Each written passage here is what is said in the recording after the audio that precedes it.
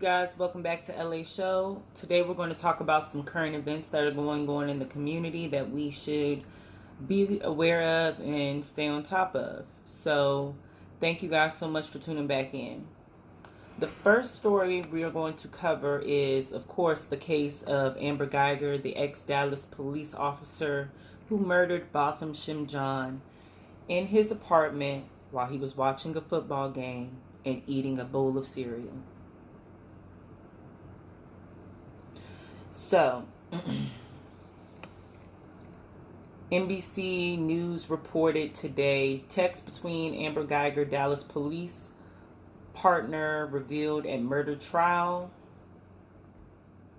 Prosecutors in the murder of ex-Dallas police officer Amber Geiger focused on a series of text exchanges she shared with her partner at the time, whom she had been having a sexual relationship with, to question her defense that she was fatigued from work on the night she fatally shot her neighbor. The testimony of her former partner, Officer Martin Rivera, capped the end of the first day of Geiger's murder trial on Monday, when prosecutors revealed the pair had sent sexually explicit messages to each other throughout the day and just before she shot her neighbor, Botham John, on September 6 of 2018. Rivera testified that he would send Geiger 31 provocative photos of himself. Lead prosecutor Jason Hermes said that Geiger and Rivera were texting each other hours before the shooting, including one message in which she said she was super horny today. Hermes said that at about 9:30 p.m., as Geiger finished her 13-and-a-half-hour shift, she sent Rivera a Snapchat message that read, "Want a touch?" Details of that night continued with other testimony in a Dallas courtroom Tuesday morning, including from the 911 operator who took a call from Geiger and a police officer's body cam video from inside Jean's apartment as officers tried to render life-saving aid. The latest at trial. Jean was alive when officers and paramedics arrived but did not communicate, an officer testified. While Geiger first called 911, she was not seen in the subsequent body cam video helping John. Earbuds were found next to John, suggesting that he may have had them on at the time. Geiger has previously told investigators she saw a large silhouette in a dark apartment. The body cam video showed that John's TV and laptop were on that night, emitting light. Now, if this girl don't go down, I don't know what we gonna do. Neither the prosecution nor the defense disputes that just before 10 p.m., Geiger parked on the wrong floor of her apartment complex and walked to John's apartment, which she said she mistook for her unit, and then opened fire with her service weapon on the 26-year-old accountant. She told investigators she thought he was an intruder. Geiger was still in her uniform at the time. While the defense on Monday argued that she had made a tragic mistake, one without any criminal intent, after a long day of work, prosecutors laid out that she was instead distracted. After Geiger got off from work, she and Rivera had a 16-minute phone conversation that ended as she arrived at her apartment complex's parking garage. The police department is about 2 blocks from the complex. After getting off the phone with Rivera, Geiger had parked on the 4th level instead of the 3rd, where her apartment was, Hermes said. At 10:02 p.m., Hermes said Rivera received a text message that said, "I need you. Hurry." A minute later, she texted, "I effed up." Prosecutors said that occurred while Geiger was on the phone with 911. Should you be giving 100% of attention to the person dying in front of you? Hermes asked Rivera. Yes, you should, he responded. Should you be sending text messages? Hermes asked. No, Rivera replied. Prosecutors also revealed that the day after the shooting, Geiger and Rivera had deleted their text messages to each other, but they were later recovered. Rivera testified that he deleted the text messages because that's not something I want to be reminded of. I don't keep messages saved unless it's of importance. Lee married an attorney for the John family who is representing them in a civil lawsuit against Geiger, later tweeted that the pair actively conspired to hide evidence. Geiger's defense team denied that she and Rivera were actually going to meet up the night that John was killed, and painted their relationship as one that was ramping down. Defense attorney Robert Rogers also said the relationship was irrelevant to what later occurred. Other tenants, he added, had made a similar mistake of parking on the wrong floor or going to the wrong apartment because of insufficient numbering. How is that unreasonable, Rogers asked the jury. How is that selfish and evil on Amber Geiger's part? Rogers suggested that Geiger might testify during her trial, which could last 2 weeks. The case against Geiger, who is white, and the death of John, who is black, has gained national attention as a striking example of police use of deadly force, entwined with perceptions of racial bias and the safety of law-abiding citizens inside of their homes. Geiger, who has been on the Dallas police force for more than 4 years, was fired in the weeks after the shooting. She was initially charged with manslaughter, but a grand jury indicted her with murder. She faces a maximum of life in prison if found guilty. As far as this goes, I just want to counter question that person who claims that this is perceptions of racial bias.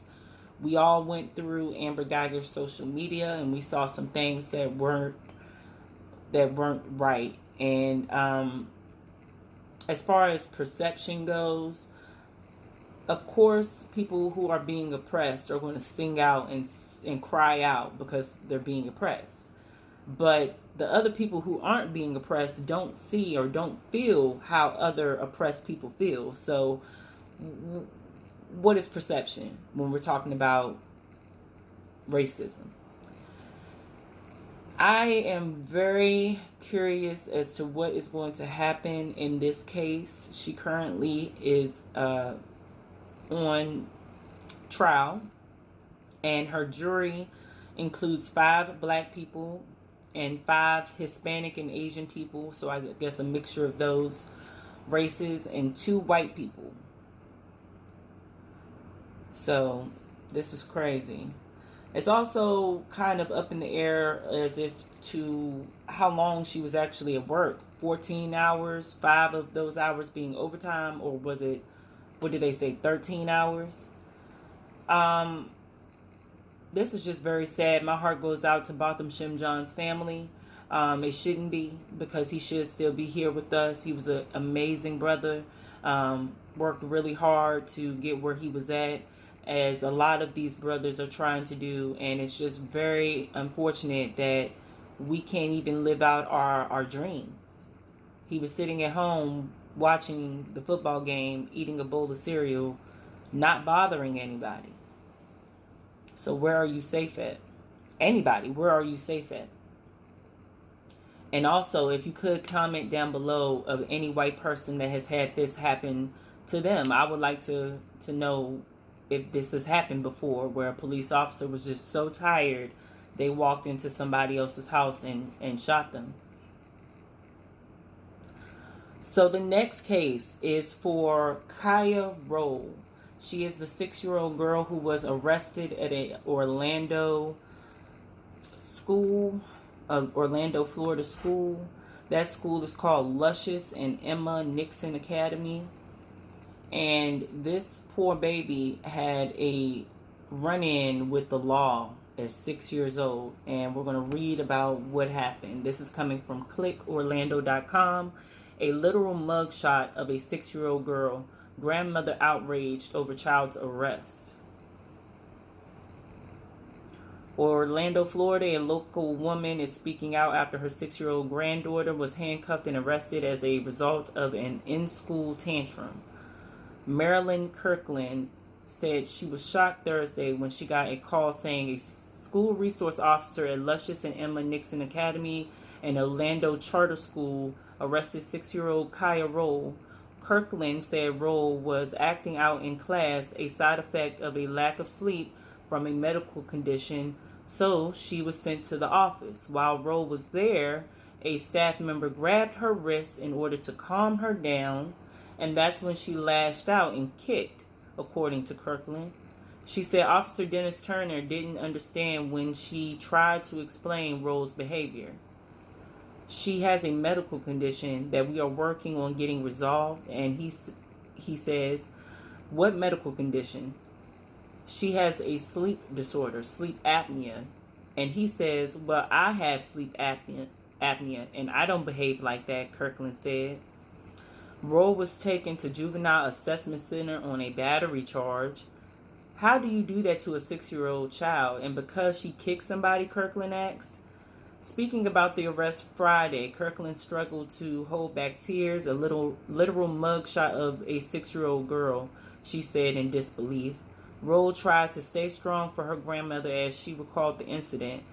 I felt sad that my grandma was sad, and I really missed her, she said.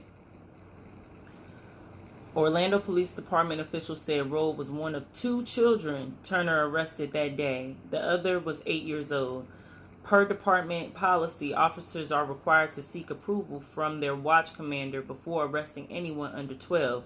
But according to Sergeant David Baker, Turner didn't do that. An internal investigation into the arrest is ongoing, while Kirkland now has to deal with the repercussions of the arrest, including an upcoming court date. She hopes no child has to experience what her granddaughter went through. No 6-year-old child should be able to tell somebody that they had handcuffs on them and they were riding in the back of a police car and taken to juvenile center to be fingerprinted and have a mugshot, Kirkland said. This is bizarre.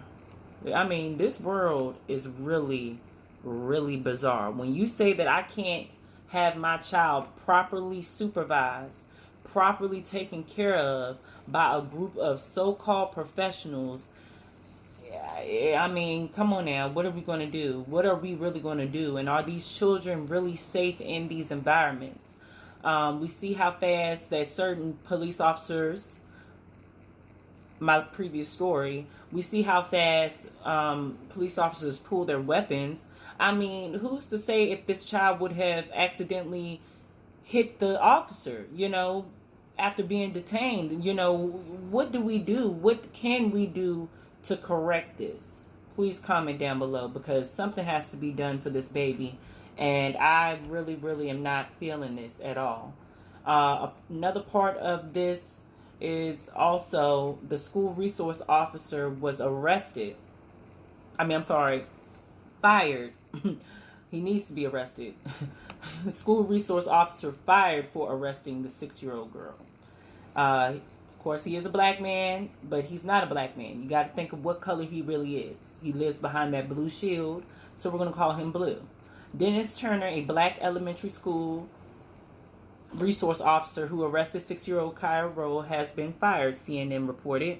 Roll, who reportedly had a temper tantrum during Orlando's Luscious and Emma Nixon Academy, was arrested by the officer and charged with battery after kicking a staff member who tried to restrain her. So he was actually fired, and I 100% agree with that.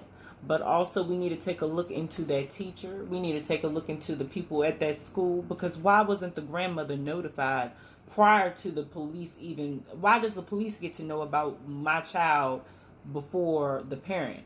That's another thing that needs to be questioned. Who has control of your child when you send them off to school?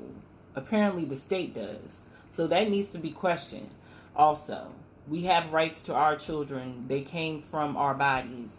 As far as reporting on physical abuse to a child, yeah, the school has every right of that. Or, neglect of a child, they have every right of that. But as far as you reporting anything that a minor does, especially that much of a minor, under 12 years old, that's unacceptable. Unacceptable. So the next story we're going to talk about is the story of the two Pennsylvania women who were beat up very viciously by gas station employees in Pennsylvania. And when I tell you that video really made me cringe, it really literally made me cringe. And I was like yelling at the phone, like, what is going on? Get these men off of these women. So multiple people are facing charges after a video of an assault at a gas station went viral on social media. Pittsburgh police say multiple people now face criminal charges after a fight on the 2500 block of Brighton Road on Friday just before 7 p.m. Police say the fight occurred between the two men who own the Exxon gas station and two female customers. On Saturday, protesters surrounded the Pittsburgh gas station, shutting down the business after footage of the fight went viral. KDKA's Chris Kaufman reports the protesters say they were upset about the fight that was caught on camera. Protesters were on the scene at Exxon on McKnight Road. One lane of traffic was blocked, causing congestion. According to police, their investigation revealed that a verbal confrontation began over spilled gas. The customers said a pump malfunctioned, and when they asked for a refund, police say they were reportedly denied one. The video, police say, shows the owner striking one of the women in the back of the head multiple times. The employees is also reportedly shown grabbing one of the women by their hair and dragging her across the pavement. The victims, who did not want to be identified, spoke to KDKA's Chris Hoffman. It was just me and my sister against all those grown men, the 27-year-old said. Her sister is 25 years old. There's no way that you should be able to put your hands on females like this and still be able to run a business, especially in my community where I grew up. When police looked at surveillance footage, they say the woman initiated the confrontation inside before it moved outside. Police say they recommend the owners and employee be charged with assault. If the DA determines the charges should be upgraded to aggravated assault, police say they'll amend the paperwork. So they want to charge the owners and employees. In a press release, police called this video disturbing, calling me animal, the victim said, saying, if you want to act like an animal, I'm going to treat you like an animal. As they were pulling my hair, trying to pull me out the store. ExxonMobil released a statement to KDKA. A media relations advisor for the company told KDKA's Chris Hoffman, ExxonMobil does not tolerate any form of discrimination or harassment by any company representative. ExxonMobil's global policies promote diversity and inclusion and prohibit any form of discrimination or harassment in any company workplace anywhere around the world. ExxonMobil does not own or operate any retail fuel stations in the U.S., but we are aware of the situation and take these matters very seriously. Exxon and Mobil stations are supplied by authorized independent branded wholesalers who either operate the stations directly or have a contractual relationship with an independent owner or operator. So I'm going to finish this off with this with this story from KDKA2 CBS Pittsburgh. I'm going to finish this off by saying, did you hear the ending statements from Exxon? You can go out here and we can try to start building businesses that look like us, that we can give our dollars to, and we can try to move forward from this repeatedly happening. I've seen this play out time and time again. I've gotten disrespected in a gas station, in a store. My parent has gotten disrespected in the store before. So, I'm pretty sure some other people can contest to being disrespected as well. And like I said, this is just a learning lesson for all of us, but we're going to have to make some type of action. And I suggest that we pay attention to Exxon and their ending statement in that article and try to get our own businesses started. The next story I have is very disturbing. I should have reported on it when it happened because this was a very heartbreaking story. They videoed his death instead of helping him. A teen was fatally stabbed as peers watched, police say, and this comes from the Washington Post. The final bell rang at Oceanside High School on Monday, and before long, more than 50 teenagers had gathered in the strip mall parking lot a few blocks away. One was 16-year-old Khaseen Morris. He was told to show up. One day earlier, Morris was seen walking a girl home in their Long Island neighborhood, and it was a problem. Her ex-boyfriend was looking for a fight, police said. Now Morris was surrounded. A violent melee broke out as a group of 6 or 7 assailants lunged at Morris and a couple of his friends. Other teenagers filmed as boys beat Morris and then did nothing as Morris lay bleeding on the pavement, fighting for his life from a stab wound to his chest. The assailants fled. The videos all circulated. Morris died in the hospital hours later.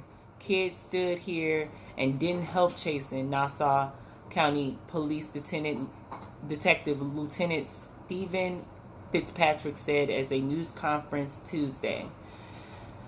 They would rather video this event. They videoed his death instead of helping him.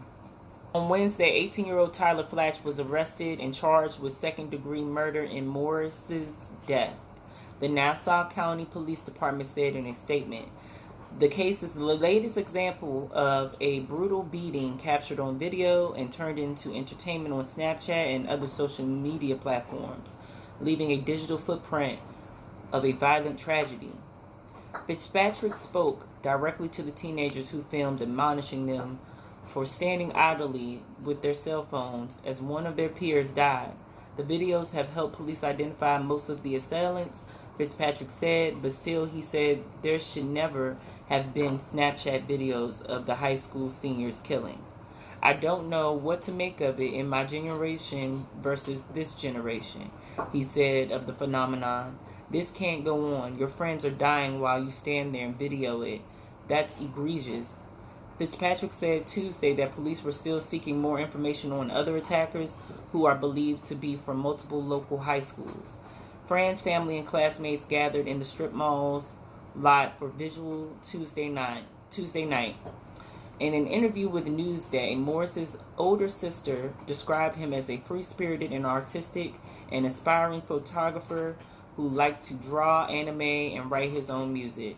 He dyed half of his dreadlocks burnt orange and rode his skateboard around the neighborhood blasting a mix of rap and punk music from his speakers. The family had just moved to Oceanside from neighboring Freeport, New York, and Morris's sister, Kiana Morris, said he finally felt like he fit in. When he came here, the 30-year-old told Newsday he was able to be his kind of different with no judgment, and he loved it. The moment he stepped foot in Oceanside, everyone loved him. But then came a fight over a girl, all because Morris walked her home. His sister said the boy began sending threatening messages before school that morning, leading to the fight later that day. Him being so nice, that one good deed that he did got him killed, 22-year-old Kadima Morris, his sister, told the New York Times. In recent years, everything from fatal overdoses to wild fights in broad daylight have wound up on Snapchat, Facebook, and YouTube. Last month, a 14-year-old died of an apparent drug overdose while other teens filmed his distress at a skate park in British Columbia and took pictures saying Carson almost died, LOL. In 2017, a man was beaten to death with a glass liquor bottle in the middle of rush hour in Chicago as people drove and walked by or stopped to record a video, the Daily Beast reported. None intervened to help. This is the society we live in now, where things like this become the next viral video, a Chicago police officer told the Daily Beast at the time. In Morris's case, eventually the video made its way to his family. Kiana Morris wept as she recalled watching her brother bleed out on the ground. He was in so much pain, she said. So this is just very, very disturbing. And, you know, I find it odd that this didn't get national news and so much traction as, you know, Junior's case. And I'm not trying to compare them, but it does seem like it's pretty similar. So either there's somebody that's in a higher up position that's kind of keeping the media at bay on this, but I am able to put this information out there. And, you know, we want to send our condolences to the family of Chasen. This should have never happened to him or his family, having to see that. And as far as the people that were standing there recording, why didn't you use your phone for something else? So I will be keeping my eyes on this. Tell me what you guys think about these topics below. Thank you guys so much for tuning in with me. I really do appreciate you guys. You know that. And I'll be back with more.